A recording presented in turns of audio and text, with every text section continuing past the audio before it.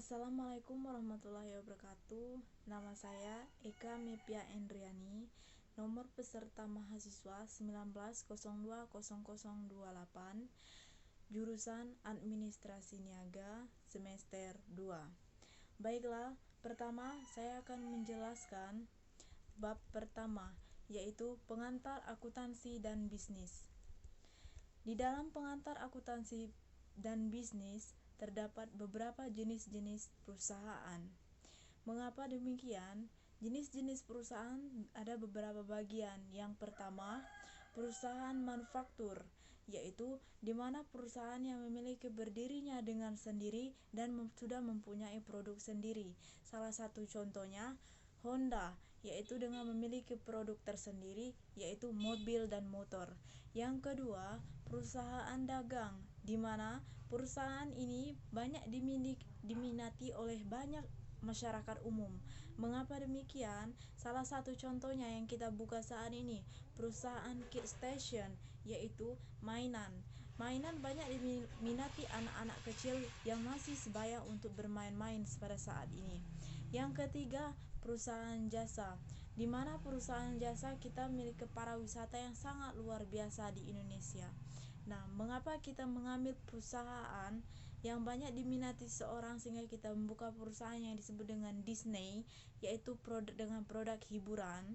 Adapun yang membuka perusahaan dengan Garuda Indonesia, yaitu alat transportasi kita untuk menuju keluar Indonesia ataupun sekeliling Indonesia.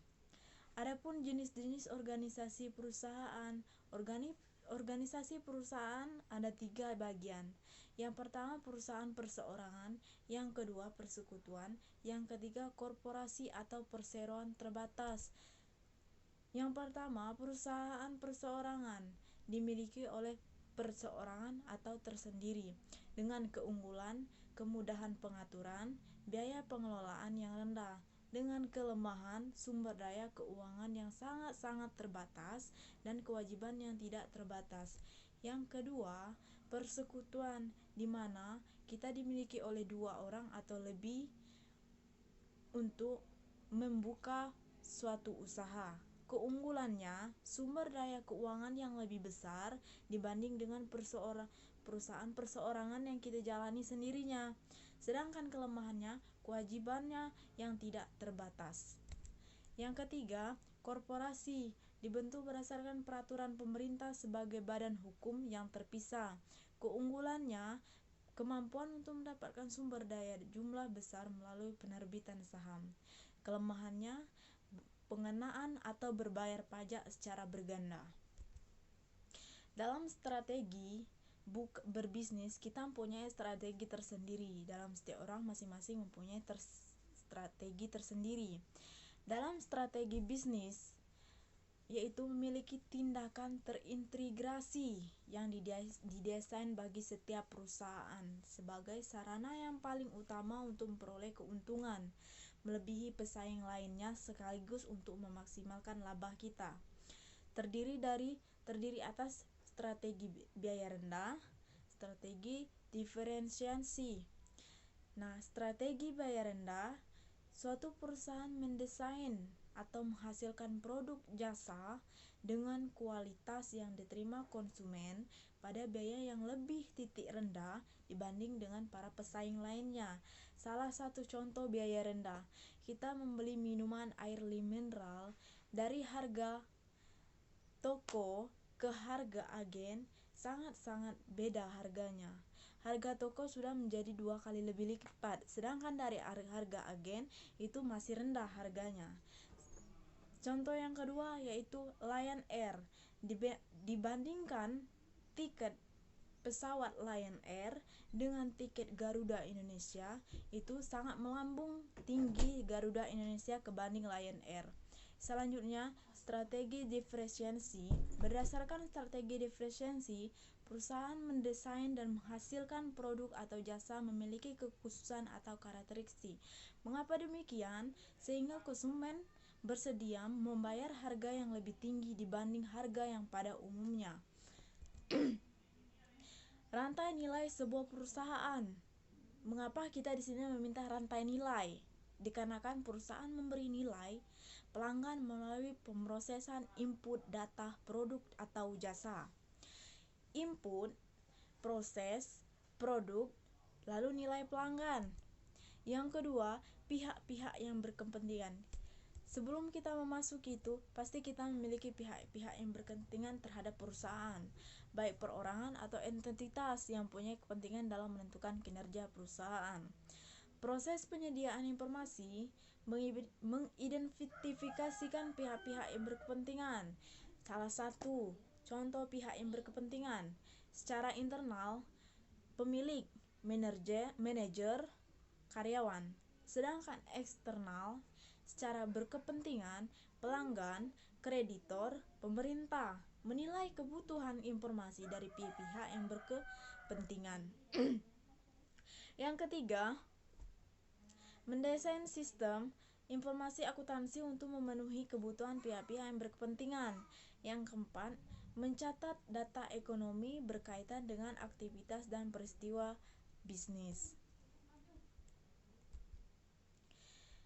Sebelum kita berbisnis, kita harus mempunyai etika bisnis.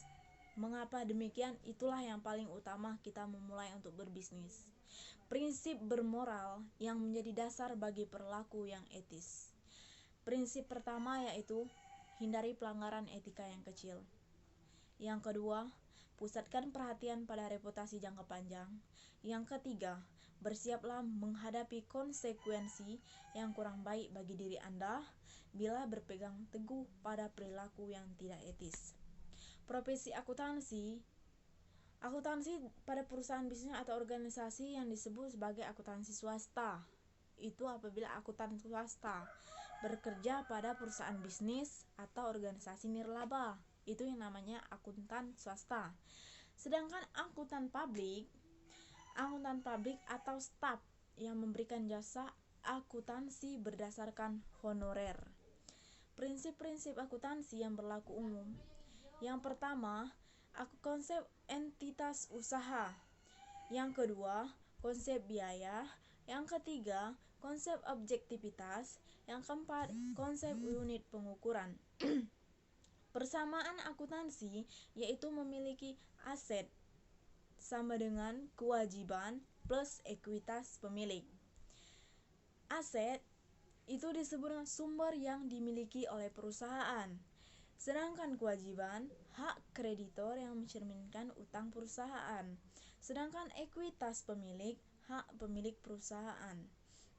Transaksi bisnis, peristiwa atau kondisi ekonomi yang secara langsung mengubah kondisi keuangan suatu entitas atau secara langsung mempengaruhi hasil operasi. Salah satu contoh, tanggal 1 November 2005, Chris Clark mendirikan perusahaan yang dinamakan Net Solution. Oke, contoh pertama, Chris Clark membuka rekening bank atas nama Net Solution dan menyetor dana sebesar 25.000 ke rekening tersebut. Aset kas 25.000. Ekuitas yaitu modal Chris Clark 25.000 investasi oleh Carls. Selanjutnya, dampak transaksi terhadap ekuitas pemilik. Ekuitas pemilik mempunyai dampak berkurang atau bertambahnya. Ekuitas berkurang, penarikan pemilik beban. Sedangkan ekuitas penambah, investasi pemilik pendapatan, yaitu masing-masing berkurang dan bertambahnya investasitas, ekuitas berarti laba bersaing untuk bersih. Laporan akuntansi yang disebut laporan keuangan, rangkuman informasi pada informasi. Laporan keuangan terdapat beberapa bagian. Laporan pertama yaitu laporan keuangan, laporan laba rugi, di mana laporan laba rugi ini pendapatan dan beban selama periode waktu tertentu.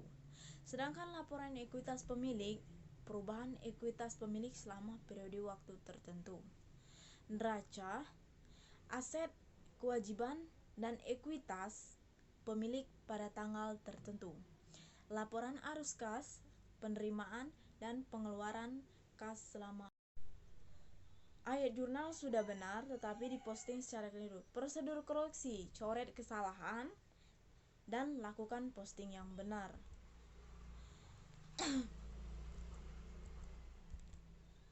Data keuangan, yaitu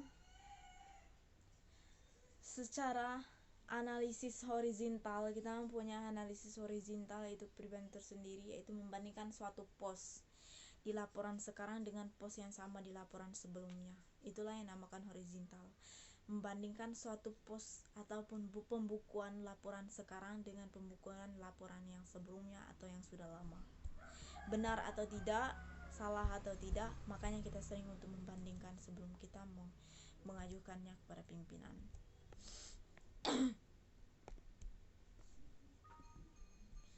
Banyak sekali terjadi yang seperti itu. Ketika kita udah mengajukan, ternyata masih banyak yang keliru. Salah satu sepertinya saya pribadi sering kali terjadi sudah menghadap dengan pimpinan, ternyata salah semua apa yang saya kerjakan karena tidak fokus apa yang saya kerjakan. Karena saya sehari-hari punya disitulah menghitung data keuangan. Baiklah, saya akan memasuki bab ketiga, yaitu konsep penandingan dan proses penyesuaian. Konsep penandingan dan proses penyesuaian, kita harus mempunyai dua metode untuk memulainya. Yang pertama, akuntansi dasar kas. Yang kedua, akuntansi dasar akrual. Akuntansi dasar kas, yaitu pendapatan dilaporkan dalam laporan laba pada periode di mana kas diterima atau dibayar. Sedangkan akrual dalam laporan laba rugi pada periode di mana pendapatan tersebut dihasilkan atau beban tersebut terjadi. Pendapatan dilaporkan ketika dihasilkan. Apabila belum mendapatkan, jangan dihasilkan. Mengapa demikian? Beban dilaporkan ketika benar-benar menandingkan pendapatan dengan beban dalam menentukan laba bersih.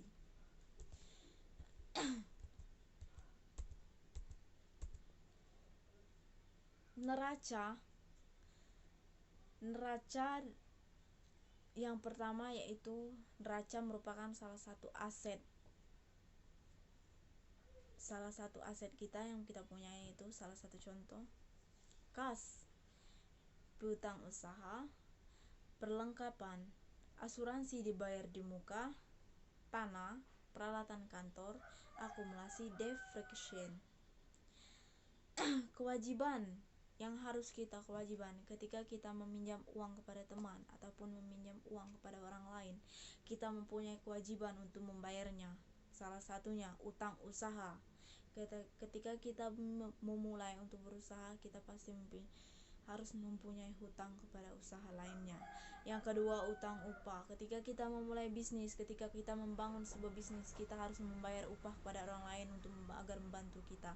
Tapi kita bisa mengutangnya, sehingga kita disebut dengan mengutang upah. Yang ketiga, sewa diterima di muka. Berarti setiap tahunnya kita harus, ketika kita menyewa salah satu toko, seandainya orang lain meminta uangnya, berarti kita harus membayarnya diterima ataupun dibayar di muka. Yang ketiga, ekuitas, yaitu ekuitas di mana yaitu modal pribadi kita dalam memulai suatu bisnis kecil maupun bisnis besar.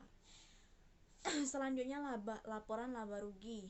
Laporan laba rugi ada dua, pendapatan dan beban. Pendapatan jasa, pendapatan sewa. Jasa di mana kita berbagi dengan hasil untung dan rugi kita. Disitulah terdapat jasa.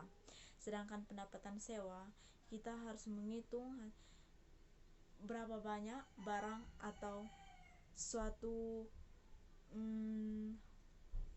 uang ataupun apa yang kita sewa. Sedangkan beban, terdapat beberapa bagian beban. Jangankan akuntansi, kita pribadi aja banyak beberapa bagian beban. Beban yang pertama, beban upah. Sering terjadi beban upah. Yang kedua, beban sewa. Yang tiga, beban penyusutan. Yang keempat, beban utilitas, yang kelima beban perlengkapan, yang keenam beban asuransi, yang ketujuh beban rupa-rupa. Beban yang ditangguhkan atau beban yang dibayar di muka. Sebagian orang bisa, sebagian orang tidak bisa. Asuransi dibayar muka. Pembayaran di muka untuk asuransi selama 24 jam belum mencerminkan bahwa asuransi bulan secara teoretis sudah berlalu. Banyak terjadi. Catatan kita untuk bayar di muka mungkin sudah memiliki gagasan mengenai bagaimana postingan mengalir. Penyesuaian kita untuk menyesuaikan laporan laba rugi dan neraca, beban dan laba dilaporkan terlalu rendah sebesar laba bersih, sedangkan neraca dilaporkan terlalu tinggi sebesar.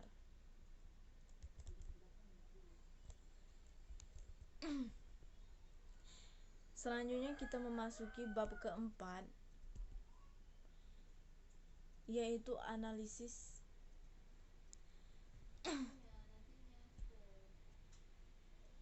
bab keempat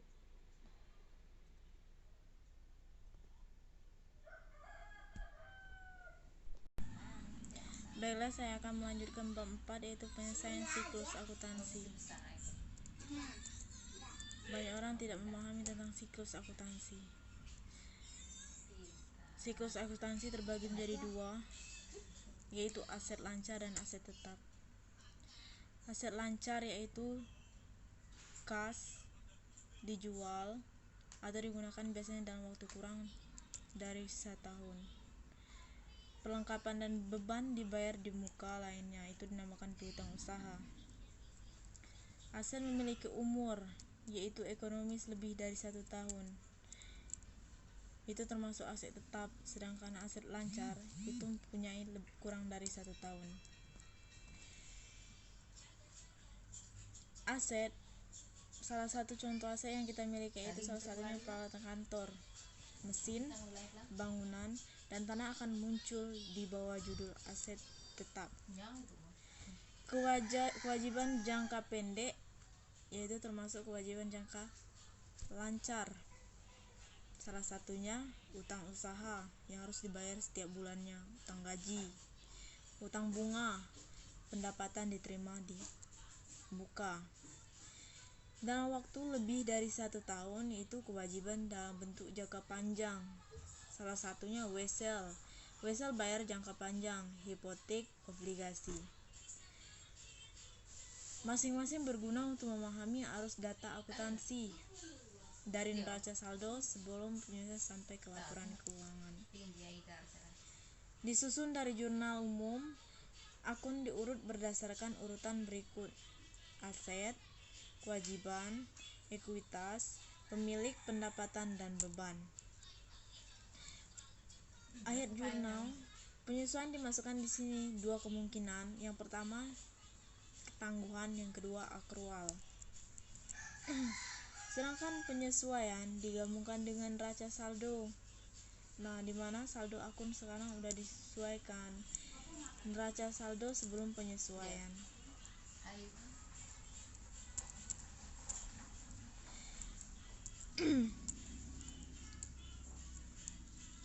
Sebelum penyesuaian dan digabungkan untuk menentukan jumlah neraca saldo setelah penyesuaian. Saldo pendapatan dan beban neraca saldo seharusnya dicatat juga ke kolom laporan laba rugi. Sedangkan saldo aset atau kewajiban, ekuitas, pemilik, dan penaikan terdapat di kolom neraca.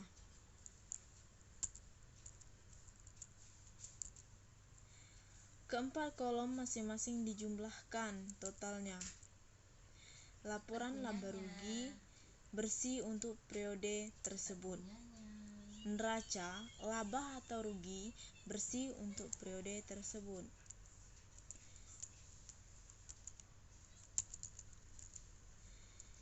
Salah satunya tanggal 31 Desember pendapatan jasa Rp16.840, pendapatan jasa Rp120.000, per total pendapatan Rp16.960. Beban upah 4.525, beban perlengkapan 2.040, beban sewa 1.600, beban utilitas 985, beban penyusutan 100, beban asuransi 100, beban penyusutan 50, beban rupa-rupa 455. Total beban 9.755 per laba bersihnya 7.205. Angka laba bersih diperoleh dari kolom lebih debit neraca di neraca. Ayat jurnal penyesuaian di jurnal pada akhir periode akuntansi. Jika neraca lajur disiapkan, maka jurnal-jurnal terdapat di kolom penyesuaian. Ikhtisar laba rugi. Yang pertama, pendapatan ditransfer ke ikhtisar laba rugi. Yang kedua, beban ditransfer ke ikhtisar laba rugi. Yang ketiga, laba atau rugi bersih ditransfer ke modal.